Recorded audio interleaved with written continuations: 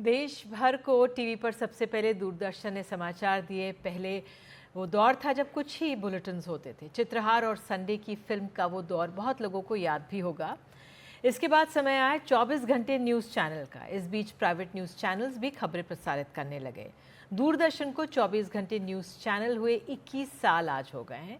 तो दूरदर्शन ने अपने सबसे जाने माने न्यूज़ एंकर्स में से एक शमी नारंग जी को याद किया। शमी नारंग ने इस मौके पर कुछ बुलेटिन पढ़ी। इस तरह दूरदर्शन पर वो करीब 23 साल बाद पहुंचे। शमी नारंग को मेट्रो मैन भी कहा जाता है क्योंकि मेट्रो पे सफ़र करने वाले उन्हीं की आवाज़ सुनते हैं।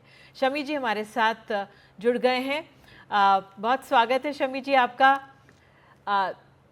आपका वीडियो बहुत वायरल हो रहा है। जब आपने वहाँ पहुँचे स्टूडियो में, क्या अनुभूति थी, क्या बदलाव सर आपने महसूस किए?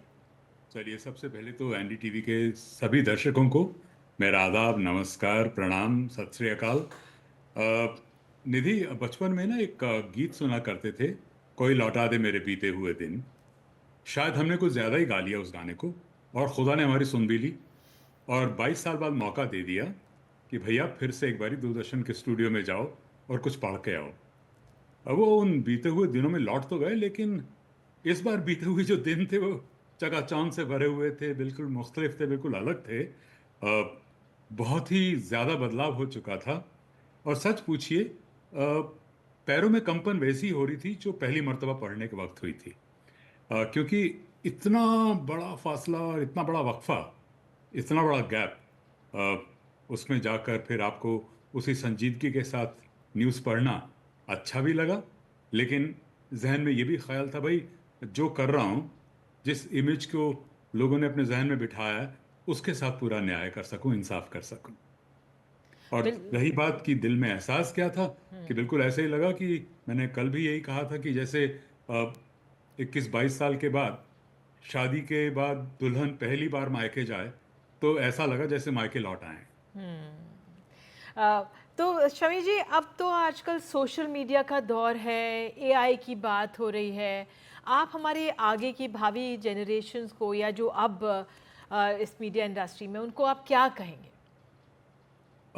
देखो, बिना एआई के तो हमने तो अपनी ज़िंदगी अच्छी खासी गुजार ली। और बहुत दिनों जब ये चर्चा होती थी एआई एआई एआई, तो मुझे लगा ये सब एयर इंडिया की बात कर रहे हैं। बहुत देर तक तो यही लगता रहा। फिर बाद में किसी ने कहा नहीं भाई, ये आर्टिफिशियल इंटेलिजेंस होती है। फिर लगा अच्छा, इंटेलिजेंस भी आर्टिफिशियल हो सकती है। तो ये तमाम उलझनों में मैंने सीखने की कोशिश की। अपने बेटे से पूछा कि भाई ये एआई होता क्या है। तो उन्होंने तफसील से समझाया कि देखिए, तरक्की हो रही है साइंस की, और टेक्नोलॉजी बहुत आगे बढ़ रही है, तो एआई ये होता है। तो मैंने कहा, तो फिर कुछ और भी युवा लोग बैठे थे हमारे साथ जब ये मेरा बेटा मुझे समझा रहा था।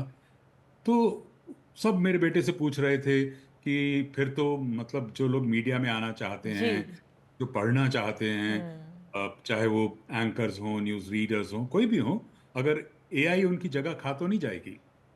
तो मेरे बेटे ने बहुत अच्छी बात कही कि देखो, हमारी ज़िंदगी में टेक्नोलॉजीज लगातार आती रहती हैं, हम उनसे जुड़ते रहते हैं। शुरू शुरू में डर लगता है कि हाई कलर टेलीविज़न आएगा तो पता नहीं क्या हो जाएगा, 24 आवर्स दूसरे चैनल आ जाएंगे तो फिर एक चैनल का क्या होगा। लेकिन सब ने अपना अपना स्थान बनाया, सब ने अपना मकाम हासिल किया। जी। फिर मेरे बेटे ने एक बहुत इंपॉर्टेंट बात बताई। उन्होंने कहा कि देखो, एआई टेक्नोलॉजी से इस वक्त आपको डरने की जरूरत नहीं है, आपको उसकी मुखालफत नहीं करनी, उसका अपोज नहीं करना, उसके साथ दोस्ती करना सीखो। तो वो आपकी जिंदगी में और चार चांद लगाएगा। तो ये एआई, मुझे लगता है कि कहीं भी जो इंसानी फितरत है, या इंसानी फन है, जो इंसानी कला या प्रतिभा है, वो कहीं नहीं जाएगी।